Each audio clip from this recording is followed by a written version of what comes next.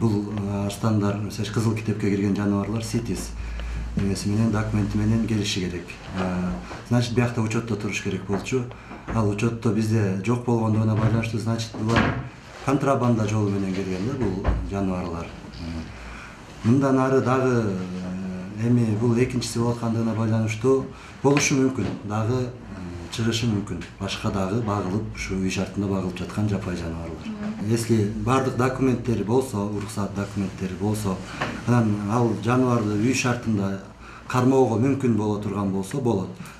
Если үй шартында кармоого мүмкүн болбой турган ушундай кызыл китепке кирген жаныбарлар болсо, бул адамдарга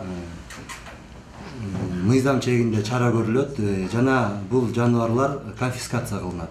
Мамлекетке конфискация кылынат. Жапай жаныбарларды контрабанда жолу менен алып келип аткан адамдарга айтар элем, ушундай өз алдынча добровольно деп коет го, өз эрки менен тапшырып берүүңүздөрдү өтүнөм деп сурайм да. Ошо үй шартында анткени бакканда булар толук кандуу эркин жүрө албай калат, толук кандуу тамактана албай калышы мүмкүн. Ошонун негизинде ооруп, жакшы өсө албай, может, өлүп да калышы мүмкүн да.